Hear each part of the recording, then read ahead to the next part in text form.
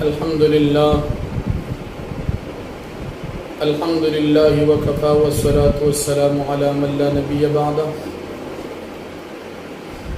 अम्मा बअद फ़अऊज़ु बिल्लाहि मिनश शैतानिर रजीम। बिस्मिल्लाहिर रहमानिर रहीम।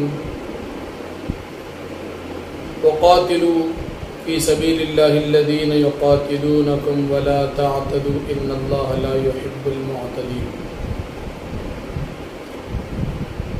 ज़मा मुहतरम 14 अगस्त د اتوار ورځ ده. نن درې ورځې وړاندې شیخ الحدیث غزالی وقت ابو حنیفه ثانی وکیل احناف فخر علماء دیوبند حضرت مولانا شیخ رحیم اللہ حقانی صاحب رحمه الله تعالی رحمت واسعه هغه په شهادت باندې ورسېدل. امتی مسلمہ ټول پاغي باندې انتهایی زیات دردمند دي او خصوصا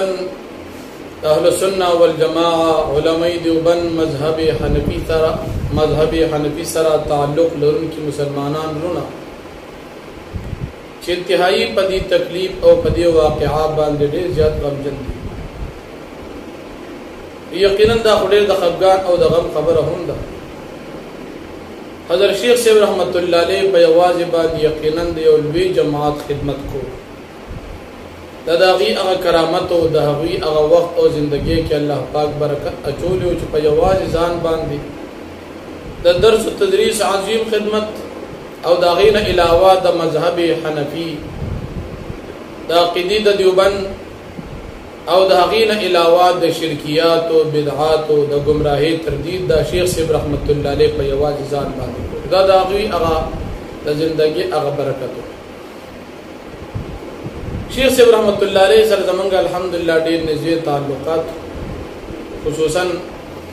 د نوجوانان احناف او د هغه نه علاوه د استاد محترم وکیل احناف مناظر اسلام ترجمان علماء دیوبند مفتی محمد ندیم صاحب حفظه الله تعالی دا غوی سره ډېر نږدې تعلق. زمونږ الحمدلله د شیخ صاحب محترم سره تعلقات خو همیشه د پاره د شیخ صاحب رحمت الله علیه سوچ او فکر د دینو د مدرسو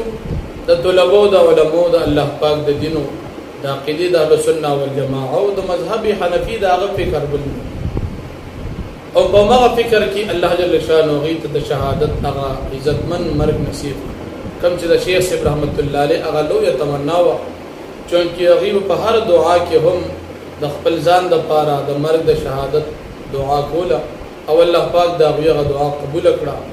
او یو ډېر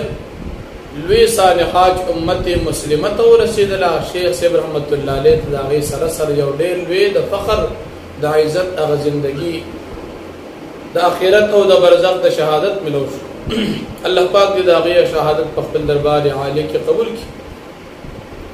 کوم مسلمانان په دې واقعه باندې غمجن دي الله پاک دې هغه ټولو ته صبر جمیل ورکړي. د شیخ صاحب رحمت الله علیه چې څومره شاګردان دي متعلقین دي معتقدین دي محبین دي رشتہ داران اهل عیال دي هغه ټول په داسانه باندې انتهایی ډېر بے انتها غمجن او خفدي. الله جل شانه دې هغه تم صبر جمیل ورکړي او دا غي پټول نه کو دعاګانو اعمال کې حضرت شیخ صاحب رحمه الله تعالی پاک صبر کړي. شیخ صاحب رحمت الله علیه چې څومره خدمات د دین کړي د څومره تکالیف او مشقتونو سره الله پاک ته غټول په خپل دربار عالی کې قبول کړي. او شیخ صاحب رحمت الله علیه چې کوم شاګردان متعلقین محبین معتقدین عقیدتمن مسلمانان ډول دي ناغید د شیخ صاحب رحمت الله علیه د فراق نه بعد د شیخ صاحب رحمت الله علیه په خدمات او داغي په سوچ او فکر باندې سوچ چې شیخ صاحب د کوم عقیده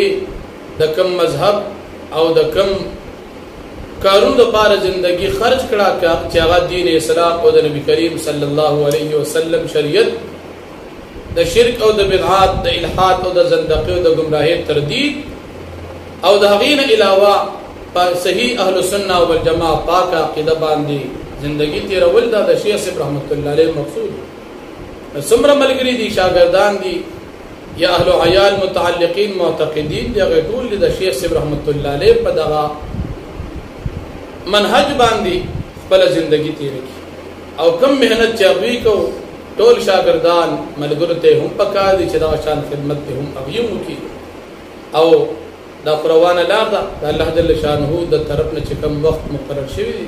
هغه اس کلم نورست کی د شیخ صاحب رحمت الله علیه دا وخت پورو هغه وخت الله جل شانه هغه د پاره مخکې لیکلو زی لیکلو سبب د مرګ لیکلو هغه ټول مخکې الله پاک لیکلو هغه سلسله کې شیخ صاحب رحمت الله علیه د دنیا نه تشریف یو اوس من او تاسو ټول ته پکار دي چې د شیخ صاحب رحمت الله علیه سره من او تاسو وفاقو او دا غسر زمونږ منوي نو من او تاسو با د شیخ صاحب هغه طریقه هغه خپلو چې هغه کې د شرکیات او بدعات نه پاکي وا د الحاد زندقي او گمراهي او د غلط خلقو او د اهل باطل او د گمراه خلقو نزان ساتلو من او تاسو او څومره ملګری دي شاګردان دي غټول با د شیخ صاحب رحمت الله علیه سره وفادار حلوي چې په دغه طریقه باندې ژوندۍ تیر کړي الله جل شانه دې منګتا او د شیخ صاحب رحمت الله علیه څومره متعلقین دي هغه ټول ته صبر جمیل ورکی او ټول ته الله پاک د پاک عقیده اهل سنت والجماعه علماء دیوبند مذهب حنفی باندې استقامت نصیب کی او الله پاک دې حضرت شیخ صاحب رحمت الله علیه قبر د انوارات باغچه وګرځي او الله جل شانه د شیخ صاحب هغه تمام خدمات څومره دنیا کې کړې دي خپل دربار عالی کې قبول کی او څومره دشمنان د اهل اسلام دي د اهل سنت والجماعه دي